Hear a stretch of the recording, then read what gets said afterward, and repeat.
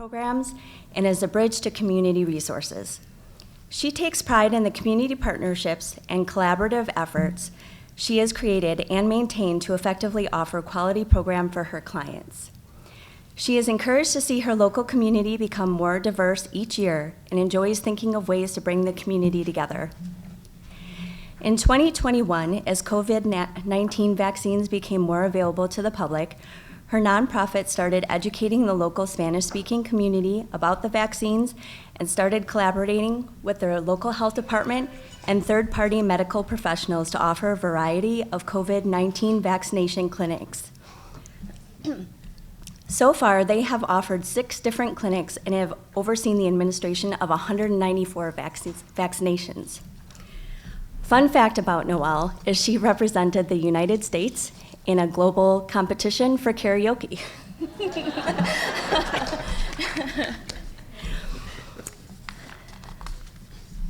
So down here, we also have Erin Perry from the Rebalanced Life Wellness Association.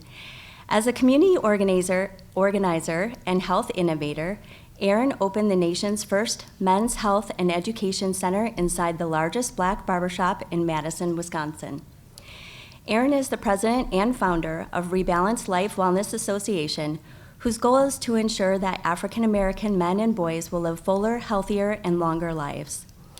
This organization was awarded the State of Wisconsin's Most Innovative Nonprofit Organization of the Year award in 2018, and Erin was one of Time Magazine's 50 most influential people in healthcare globally for thinking outside the hospital. Erin is featured in the June 2020 issue of Men's Health magazine as one of five men that's changing the world of health. He is also the National Director of Health, Wellness, and Disease Prevention for Black Men Run, which has 50 chapters across 25 states. Highlights from their vaccine clinics are hosted 13 vaccination clinics from the Perry Free Family Clinic and 3 Black barbershop health centers, collaborated with Public Health Madison and Dane County and Edgewood School of Nursing to administer vaccines. They vaccinated over 450 Black males and vaccinated over 89 kids aged 5 through 17. His fun fact is he is flying to California tomorrow for the Health Evolution, where he's going to meet with CEOs of different health companies, and they're going to collaborate together. So he literally now has a seat at the table. Yeah, thank you. Thank you. So Noelle, why don't you get us started in telling us about what you did at Casa Guadalupe? Can I take it out? No, just right here for you. All right, I'm going to do this. Hi, everyone. Thank you to Wisconsin Literacy for this opportunity to speak to all of you. So thank you for the introduction as well. Casa Guadalupe Education Center, we're a 501c3 nonprofit organization that's been a member of Wisconsin Literacy for some years now. I've been directing, this fall will actually be my 10th year in this role, and feel really honored to be in that position and to work with the Spanish-speaking community in Washington County. Our mission is to be the bridge of integration to Hispanics and the communities in which they live through education and community access. I have my notes on my phone, so I stand back here. In regards to vaccine outreach within this past year, I worked closely alongside our staff. We're a small but mighty staff, and we have a community health navigator, sometimes called community health workers. I believe I heard from someone here that it has that role and title. It's bilingual staff.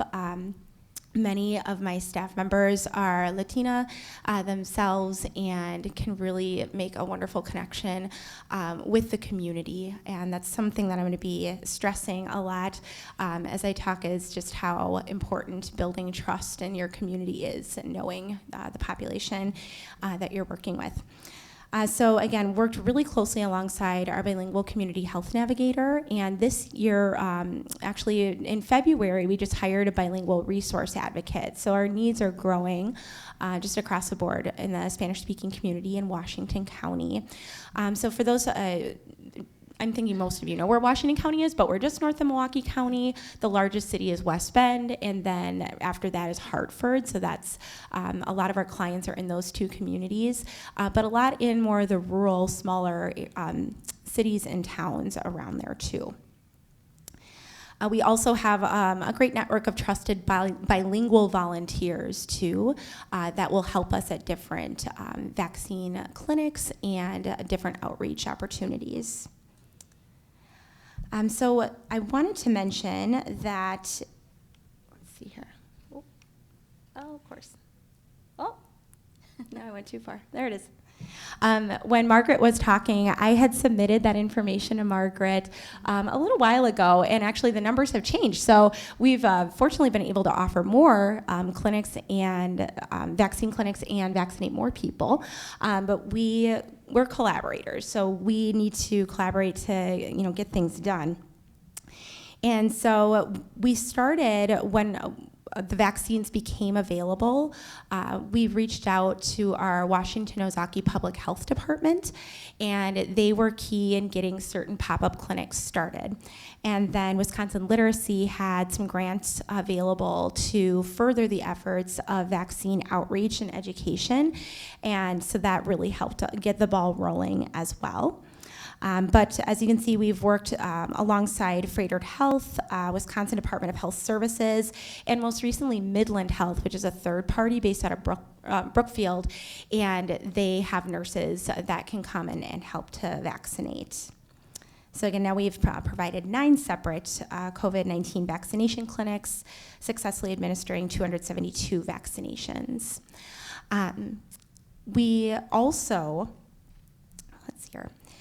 We did a lot as far as outreach goes, more digitally, because again, it was 2021, and we're kind of on that transition of doing more things virtually, but coming back in person, and how does that look as far as education goes. So we really did more as far as like touching base with people, whether it's through social media. So our target and average age of our clients in the Spanish-speaking community where we live are between the ages of 25 to like 55. A lot of them are parents, immigrants, many of them coming, of course, from Latin America, but Mexico, and also in the last few years, a lot of Central American individuals, like from Honduras, Guatemala, El Salvador, in those areas. So because of that demographic, they still use Facebook.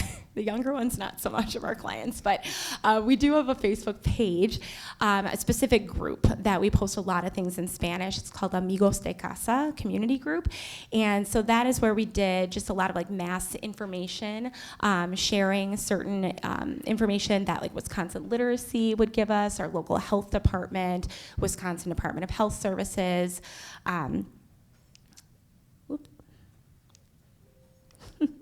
Here we go.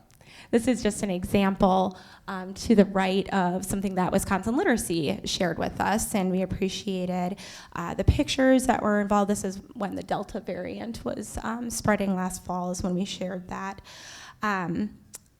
So we really, again, we're using social media that way. We did a lot of individual touch points. So our clients really communicate well via text, via WhatsApp. WhatsApp's a wonderful application, especially some of our clients are using phones, especially if they're newcomers, where WhatsApp's just that application that can be used no matter if your phone's from another country or not, get those messages. So sending out messages that way. In person, when it was possible to talk about the importance of vaccines, to address any concerns, just to have those conversations. And then also, let's see here, sorry. I'm missing one more thing that we did. So it's very important in knowing your audience, as she said, building the trust, and also knowing what types of, applications or web groups that they might be interested in, whether, your target audience is someone who uses Facebook, then you can use, Facebook to contact them as a reliable way. or, WhatsApp. So she knew that about her population and used that to her advantage to stay in touch, even though everybody was doing a lot of things virtually. Yes, thank you. The other one I was thinking was over the phone, of course. Again, those are just the most effective ways that we found. And we've already, over the years, CASA was founded in 2006. So we have like new clients coming to us every year, and we'll have like some that live in the area and move away for certain reasons. But we also have like a base of clients that have stayed in touch with us over these years, that are putting their roots down in the community, raising their families in our community. There's varying literacy levels, whether it's English language or health literacy levels, so that we're always taking into account as well when we're sharing information. I was mentioning the last speaker that was up here, something that I want to be better about moving forward is when we have these clinic opportunities. All of us been vaccinated here, so you always get like this big long list of information about the Pfizer, Moderna, whatever vaccine that you take, and that's what we have been giving clients. But it just absolutely makes more sense. What we'll be moving forward with is to provide more handouts, like just a one-pager with pictures. Like these could be side effects that you feel. Just like sharing accurate information that way in the native language that they speak as well. One area that was a challenge continues to be, but we're seeing ways to overcome it, is we do have individuals in Washington County that are working in very rural areas on farms, mostly dairy farms in our area. And so with that specific population, there are historically harder to get a hold of because life is there on that farm. They're working long hours. They may live right on site. They may have transportation barriers if they don't have a license to drive. And so the isolation happens. And so we noticed, though, that as we were offering these vaccine opportunities, because of the trust that we have been building up in the community, a client of ours that knows us well also knows other people working in those environments. And so we were meeting new individuals that were coming, and they're like, oh, I heard about this, and my friend drove me here, and I'm able to get this vaccine now. And we were able to introduce them to CASA, and here's our programs now, too. Just seeing how we can best serve them and provide resources, because that's certainly part of what we're there to do as well.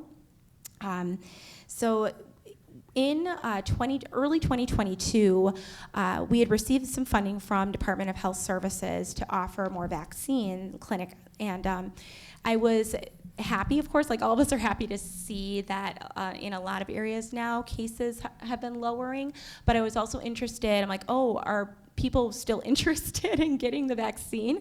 But we're like, you know what, we're just going to offer this opportunity and see what happens. And there was still quite an interest of all of those who had come recently within the past few months to get vaccinated. About 70% got their booster, but there were still about 30% and like younger kids that the parents would bring that got their first dose. So then we're like, okay, let's plan the second dose then and get you on track. So I was really encouraged to see that individuals that we are working with are still interested in getting the vaccine. We all know there's that vaccine hesitancy, or those that just like outright do not ever want the vaccine. It's been interesting with the Spanish-speaking community we work with. I have not encountered, of the clients that we've worked with, anyone in the population that has outright said, absolutely not, I'm never getting that. There's always either, yes, sign me up, or I have some questions, let's talk about it. And so that was pretty encouraging to see that. Some of the tips, too, besides the importance of building up the trust and knowing your community that you're working with, and is also incentives. Incentives can be a huge motivator, I'm not gonna lie.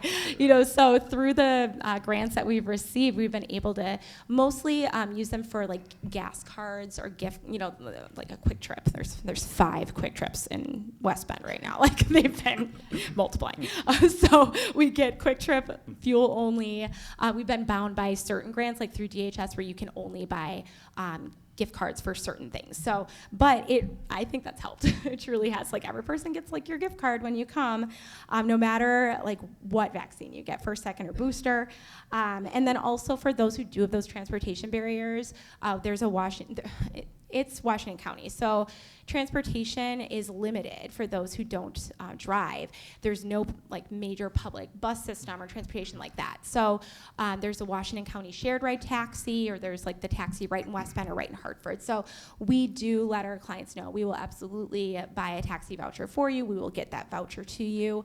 If there's a language barrier, we will call the taxi and we'll make sure that you get picked up and dropped off at the right time. So we also, another tip too for us is, similarly, I'm sure to what Erin is going to talk about, is providing your vaccine clinics in a place that's really comfortable for your audience, for the people you're working with.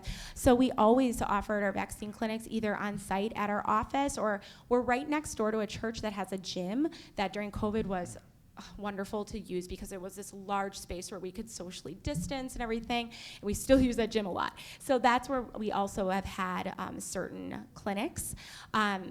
If we needed to go offsite, let's say we tag teamed with the public health department, we would go and help interpret and provide the directions and everything needed. But we've seen it be very effective to have it on site where our clients are comfortable going to. And again, one of the last things that I'll mention is, I actually took some of this verbiage from the last talk that I saw, but calling ourselves trusted messengers and effective engagement. So I took that piece because that's how I feel that has been to our advantage, and our success is being those trusted messengers in the community. Thank you so much, Noelle.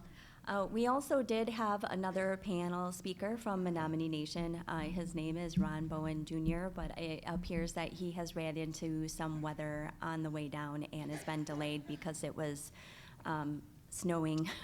It's been snowing since 8 a.m. this morning up there. So right now we will move on to Aaron Perry. Yeah, thank you. Yeah, thank you, Literacy, for inviting me to come back, and thank you for staying here. I think you guys had lunch by now, and usually after lunch everybody's falling asleep, so hope I can keep you awake.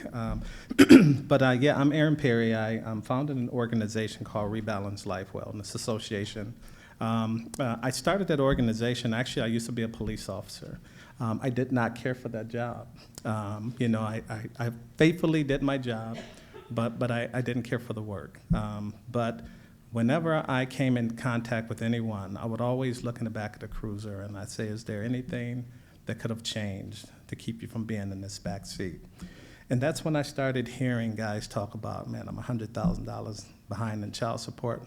I'm never gonna get out of that. I have a heart condition. I don't have medication. I would hear, I'm homeless, nobody cares. So I'm hearing all these concerns. And so I actually approached my chief at the time, and I asked if I could move a percentage of my time just to focus on the disparities, because I thought, well, if we can improve the health of some of the men that I'm coming in contact with, could we improve their outlook on life? And I was told that that wasn't a role that I was going to play, at least with this department. He was before his time. Yeah, I was doing community policing back in 2000, before it was even popular. So needless to say, I moved on from that job, and I started this organization. But one of the first things that I needed to do, because you hear a lot of misinformation, people would say, well, how many black men are in Dane County? Oh, it's about 200,000. Yeah, well, that's not the case, So I commissioned a report with Public Health, Madison-Dane County. I need to know, what are we dealing with, So I would encourage everyone, if you're working with the population, know who you're dealing with, know the numbers. And so in doing the numbers, we found that there was 15,600 black men in Dane County. We account for 6% of the male population.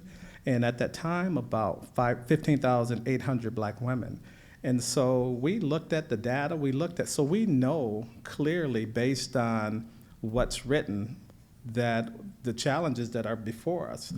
And so what was glaring obvious to me that we needed to change at the time, the average age of death for black men in Dane County was 51 years of age. And so my thought was, we have this top 10 university in our backyard. We have multiple billion-dollar hospitals. Why is it that we can't figure out how to keep, black men alive longer than 51 years of age? Now, the responsibility, of course, falls on us.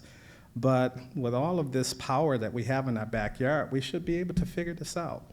And so I started my organization, and I started to look at these key places of where black men go. And we looked at, obviously churches, but hands down, it was the barbershop. And I used to go to the this is when I had hair. I used to get my hair cut at the barbershop, and it was the same thing. I would hear guys come in, and they were talking about all types of health challenges. Man, I got that sugar last night. Man, I got that gout. I'm hearing all of these conversations, and those guys would get that beautiful haircut, and they would walk right out the door. And over a period of years, I'm thinking, we are in the right place. We just have to come up with a strategy to meet these men. And so I joined two committees. One was UW Health Diabetic Patient Advisory Committee, and the second one was UW Health Patient Family Center Care Committee. I needed to know how this was viewed on the inside. And what I could tell you is that people were very well-intentioned, but you don't know what you don't know. And what I can tell you is they did not know how to connect with black men. That was my experience. And so we reached out to our community partners. We wrote a grant. We got funded by the Wisconsin Partnership Program. And we ended up opening up our very first men's health center inside JP Hair Design Barbershop. And over the years, that was about 5 years ago. 5 years later, we have 3 men's health centers in 3 different barbershops. We have served over 5,900 black men. We're really pleased with those numbers because our goal now, by the end of 2022, we're hopeful that we can be right around reaching 50% of the black male population. What does that mean? Well, number one, each of those men have received 4 or more hours of preventative health screenings. That's, you come in and get your hair cut, you get your blood pressure checked. You come in and get your hair cut. If you're limping, your barber is going to tell you, hey, go into the men's center and talk to them about that. That was how this worked for us. It was very tough in the beginning because, again, I was a former cop. Now, I did that job for a very short time.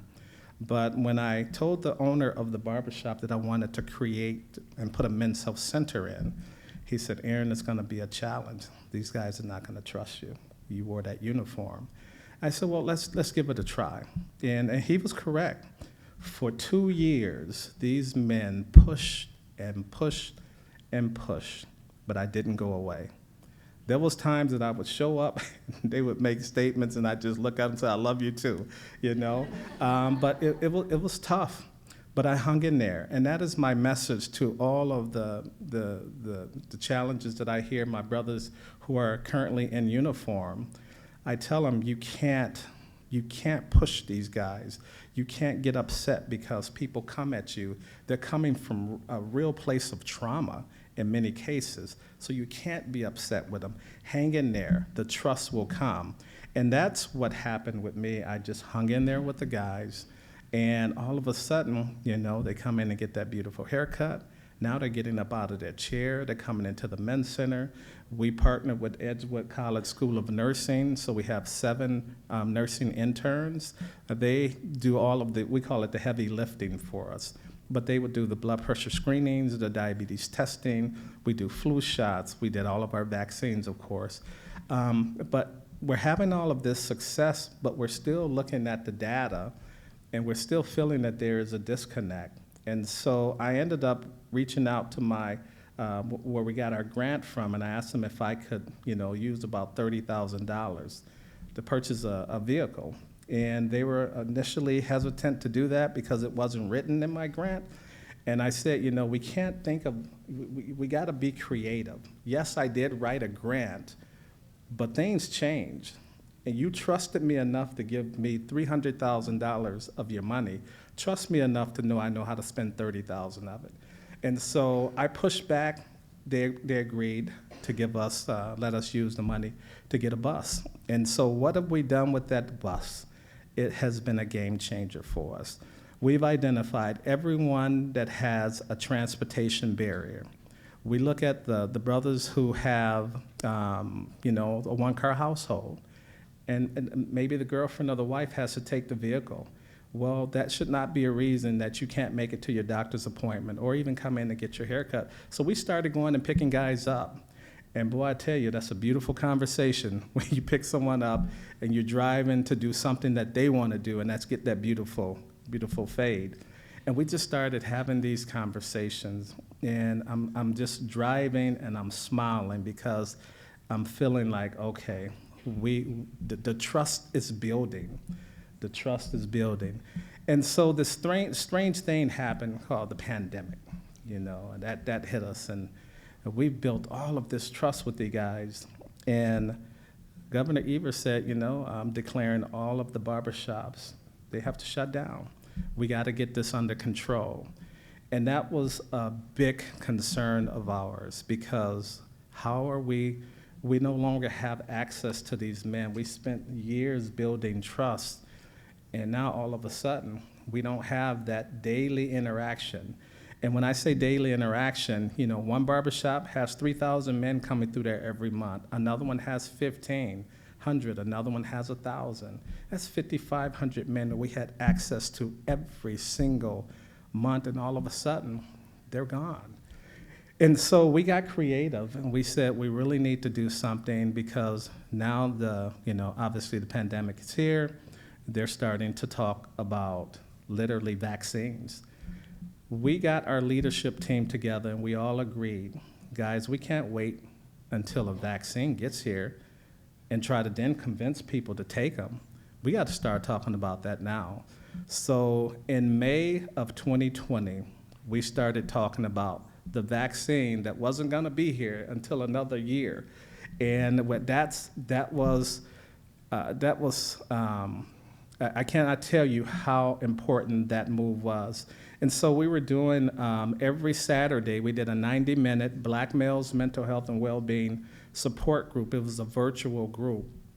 And we just invited some of the physicians from UW, Dr. Hartman, who is the principal investigator for one of, I believe it was the AstraZeneca study. So we invited him to come in, and that's what we did. We started, initially we were focused on Dane County. The next thing I know, we got guys from Milwaukee, Racine, Kenosha, Rock, and then we got brothers joining us from 22 different states. And every Saturday, that's what we did for 90 minutes. Why was that important? Because when the vaccine finally arrived and we told them that we were ready to do our vaccine clinics, there was still some guys that were hesitant, but I can tell you beyond a shadow of a doubt that we benefited by having those conversations because we worked through all of the concerns that men had. You know, guys are saying, man, you take that shot, it's gonna change your DNA. You know, we had to push back. Well, you said that, show the data. You know, let's see the data on that, you know? And so we were able to work through a lot of the misinformation that was out there, but then we also led by example, you know? So of course, when the vaccines were approved, we were the first to get that shot in the arm. You know, we did it online. We want everybody to see. You know, and then guys were watching us. We know they were watching us. People were calling me 2 months later, hey man, how you feeling? And I said, yeah, I'm still good, I'm still good. You know, well, you know, I'm thinking about getting that, man, but you gotta give me some information. You know, were you sleeping better? You know, did you feel stuff? You know, we were listening to all of but these are real concerns. And so we just started just challenging men who got vaccinated. Share your story. Put it out there. And that was the key for us, you know, and the next thing you know, we've vaccinated over 450 black men, and some of these brothers were stubborn, but I love them. I love every last one, but they were tough, you know, and my brother included. Every time we talked to anyone about getting vaccinated, if they said no, they were not interested, if they were upset because we kept bringing it up.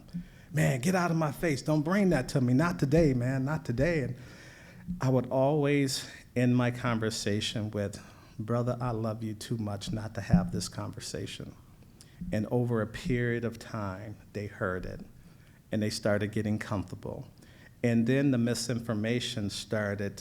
We were providing on-time, real information. And, of course, guys are like, I'm getting vaccinated, but my baby, there ain't no vaccinations for them. And I said, man, it's coming. And so we started doing a lot of our 90-minute presentations. We invited Mandela Barnes to come in. We invited the county executive, the mayor. We wanted all the folks to come in to vouch for this. And that's what we said. Hey, we got a lot of people vouching that you're gonna be okay if you get this shot. And I can tell you that made a significant difference for us. But we did hear a lot of men push back on us, but we all said we will not shame anyone for refusing to get vaccinated. We just got to keep coming back. And that's what we did. When the barbershops all finally opened back up and we started doing our vaccine clinics there, we ran into another hurdle. And that was, oh, no, you can't offer, a free haircut for a vaccine, for a shot. That's coercing people. And so I said to our lovely, healthcare professionals in our community, I said, well, what is your recommendation? And they said, well, we got water bottles. That's what I was told. And I said, you probably got a lot of water bottles collecting dust. I said, I cannot tell you, no one from my circle is gonna get vaccinated because you're offering them a water bottle. I said, so let's be serious, let's get creative. And so then I was told, no, this is not our rule, this is the CDC's rule. I said, well, there will be people dying because of this stupid rule. But we continue to provide free haircuts for guys that got vaccinated. The strange thing happened. We started producing the data. I got invited to join the White House COVID-19 Rapid Response Committee, and I started talking about that. Next thing I know, you start seeing the rules changing around the country. Even in Wisconsin, oh, we'll give you $100 to get vaccinated. We were ahead of the game, and it was important for us to be ahead of the game. So I share that because don't be afraid to push back. You know your community. Don't be afraid to push back, especially when they're saying things that it's not going to work with your community. Don't be afraid to push back. So I'll stop it there. Okay. All right, thank you very much, Aaron. And part of, what you can see throughout his conversation is part of what's important is compassion, empathy, active listening. So it doesn't matter if someone's afraid that the government is tracking them or, the vaccine will somehow magnetize them or whatever it is. Always take all those concerns seriously and address each one the best that you can in order to build that trust and open that conversation and allow them to share concerns with you. Beth, are you in the area? Okay. Can you head over here to Julie from Menominee Nation to see if that she is would like to add? Sorry to send you all the way across the room.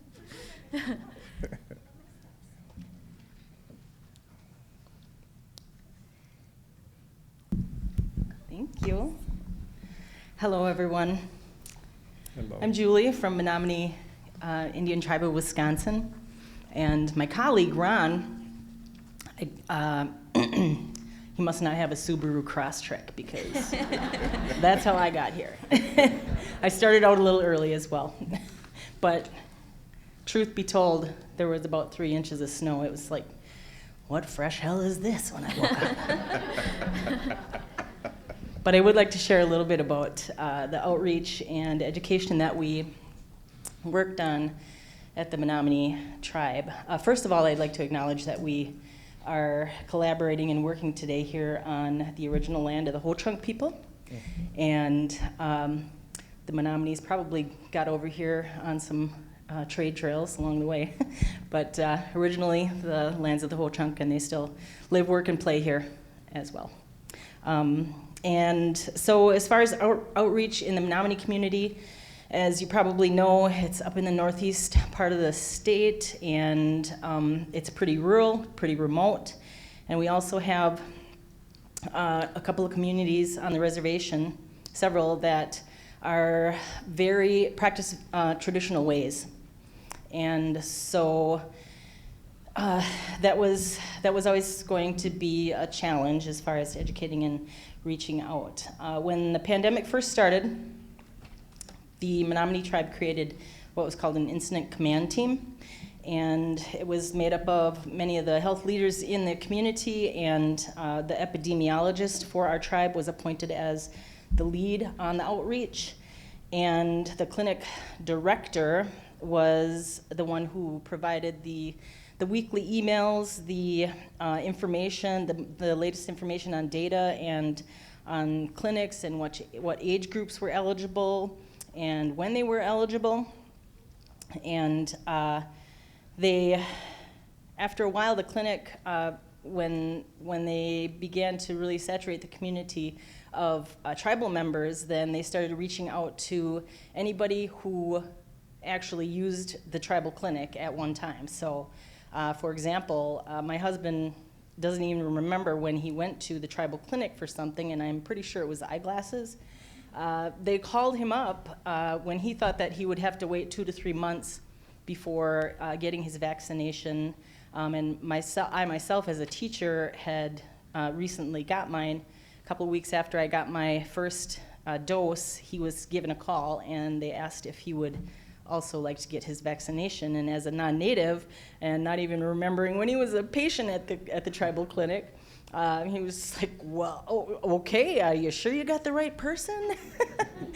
And they said, well, yes, you are in our database, and so you are eligible for a vaccination. So he got his right away. And that is how the clinic ended up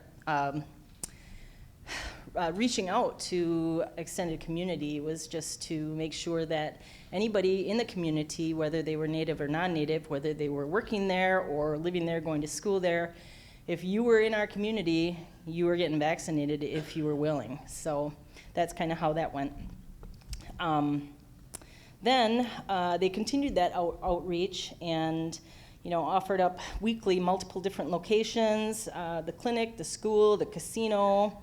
We had drive-through clinics for a while, just to try to make that happen. And in the end, it was the clinic director really making things personal for our community, talking about things like, do you want to get your kids back to school?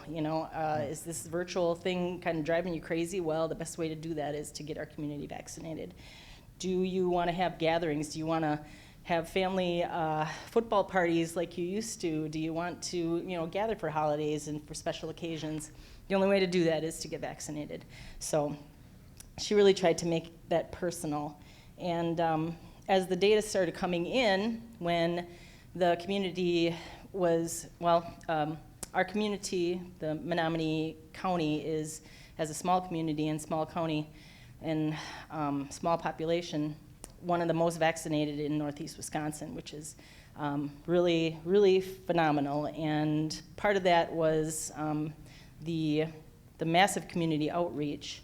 And also, after the data started coming in, the doctor, the medical clinic director pointed out that, American Indian and Alaskan Natives are 1.5 times more likely to die from COVID than even the populations that are the most at risk. So that was another way to reach out and say, we are even more at risk than we thought based on the data that's coming in, and so that's just another reason to get vaccinated and boosted. And let's see. The other thing that I wanted to point out, incentives. Yeah. We just blew everybody out of the water with that one, because I think we offered $500 if you got vaccinated, so that was crazy town for a while. We had a community resource center that offered the computers in order to get yourself, get all your data and your proof of vaccination into the system so that you could be eligible for that $500 incentive. And then, I came along with a generous sub-award for vaccine outreach from Wisconsin Literacy, and I was out there offering those $30 gas cards, and they were still coming for those too, so it was all good. And I think that was really all that I wanted to share at the spur of the moment. Yes.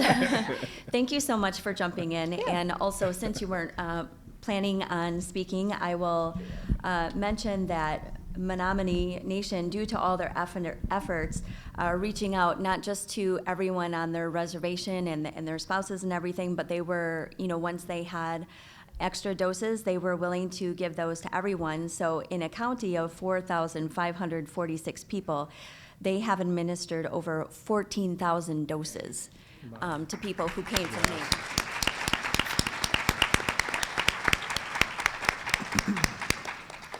So now we will open it up for questions if anyone would like.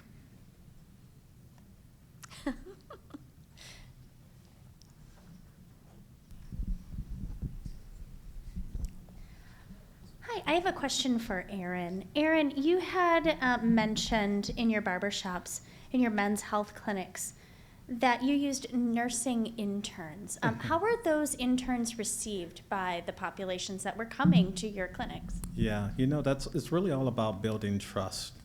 And one of the things when I reached out to Edgewood College, because we needed help, the grants covered a lot, but we needed manpower.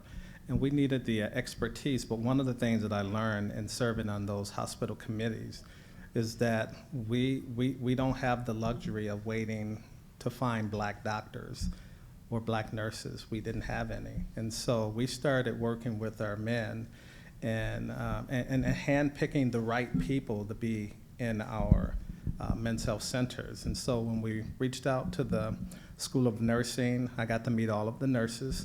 And, we had a real tough, hard conversation. One of the things that I promised them is that, the guys would be fair. Now I said, you may be met with, a little hostility at times. It's not about you. Don't take it personal. You will never be by yourself. There will always be someone there. Not that that was necessary, but we put that out there. It actually ended up being so well received because when the nurses, they were only there for 7 weeks. When the students left and they graduated, the guys started asking, when are they going to come back? And so that we made a difference. But one of the things that I also reached out to a couple of the guys, I let them know, because some of the nurses, they're young girls, attractive young ladies, and I told the guys they're not here to date. To date, we've had over about 300 students come through. We have never had a single complaint at all. As a matter of fact, we had a meeting at the university, and they were talking about the All of Us research program, and they wanted to come into our men's center and do some research. So I ended up taking some of the nursing students to the meeting with me, and I was blown away. It was the nursing students that said, well, we're here because we want to make sure that what you guys are going to be doing with these men is fair. It was the nursing students who were very protective of our men. And I shared that with the guys, and it made a difference. But to hear nursing students ask questions, one of the guys from the NIH came in and he made a statement. And this little nursing student jumped up. She said, no, you're not going to do that to these men. And that was very powerful because she pushed back. And that was one of the things about having the nursing students in our men's health centers. Again, we see a lot of men every single month. We are so confident that those nurses, when they graduate, they will be ready to walk into any clinic. You will never have to worry about them being uncomfortable. We are absolutely, helping to train that next group of nurses to come through. I also always tell the guys, now be real nice to the nurse, because they might be your nurse or doctor if they decide to go to medical school, you know. So, but it's been very well received, and the guys love it. If, you know, anytime in between the internships, it's usually 2 or 3 weeks before we start the new class, but the guys are always saying, hey, when the nurse is coming back, you know, and so it's love, you know. Yes. Can I follow that up with, do you find that they're asking, the gentlemen, once they are comfortable, that they're asking about more Yes. than what they're there for, like more than the vaccine? Yeah, so what I can tell you is when we first opened our men's center, there's a sliding door. Guys would come in and they would slide the door closed because they wanted privacy. I would say probably within 6 months, guys would come in, they stopped sliding the door. They didn't care because we had this strong message that we are all we got. You know, we have to look out for one another.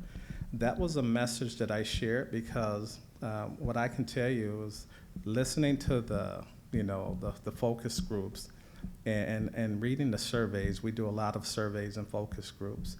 And these men are not making this stuff up, you know. Some of these things actually are happening to them.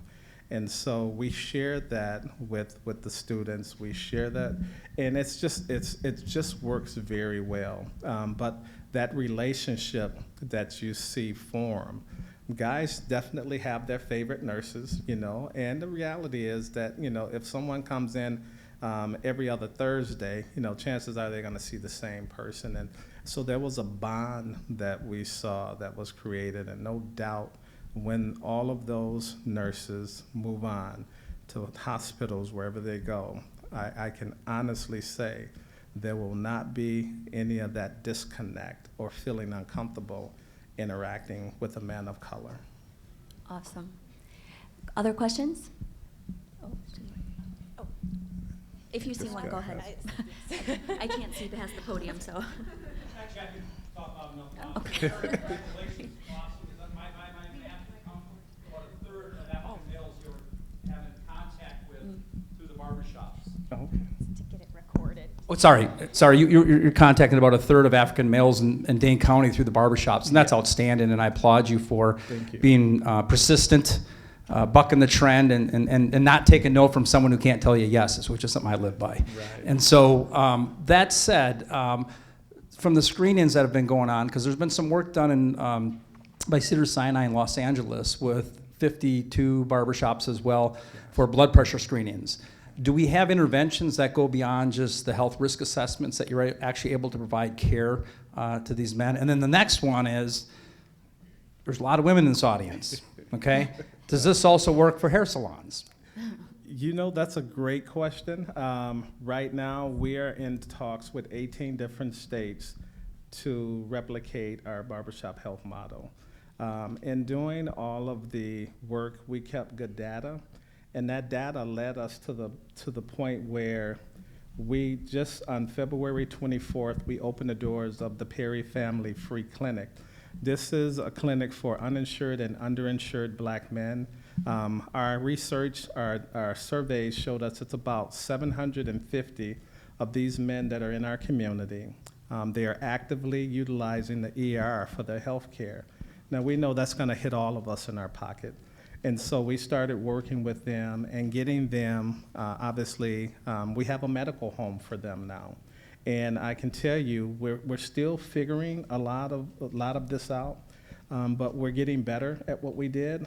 I did a presentation for the UW Medical School, and I thought I was speaking to first and second year medical students. Well, it was actually the faculty that I was speaking to.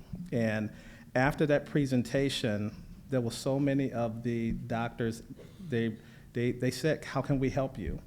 Now, over the years, when people say that, I think, well, it was a good presentation, but it's going to wear off. It did not wear off with these individuals. So I set up a meeting, and I had that meeting, and I said, Aaron, what do you need? I said, we can't even open the doors unless we get a medical director. and Farah, who is a hospitalist with UW. If you ever hear that, if you ever run into her, please thank her for it. She said, Aaron, I will be your medical director. That would be a dream of mine to do this.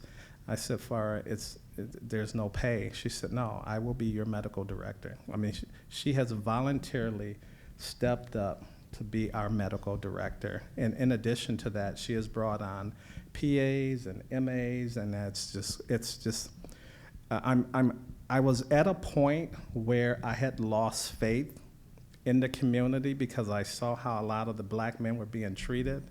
I started going to the doctor with them because of the complaints that we were hearing. And so I was starting to lose faith.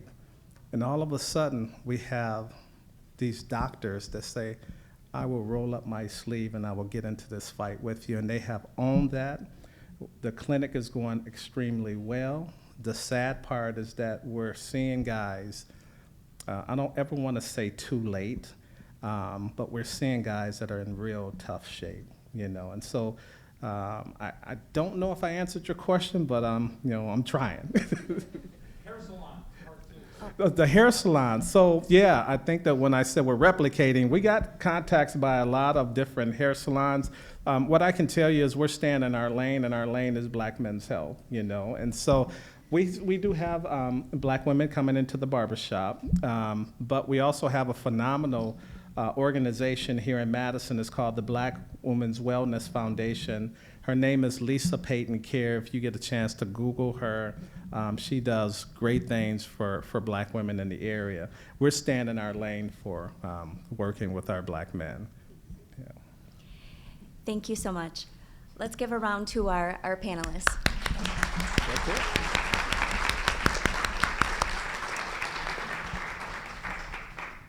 Are we taking one more? Is that what we're? Oh, are we at time? Yeah. Well, are you for sure? Okay, sorry. So there will now be a 15-minute break, but before anyone moves, the next event that we will have at 5 p.m. is the networking. And we'll have to ask you all to condense into the 15 tables kind of in front of the stage. So these first 5 have placards on them. And the next 2 rows will have placards on them shortly. So when you come back from break, try to sit at those 15 or so tables for the networking section. Thank you.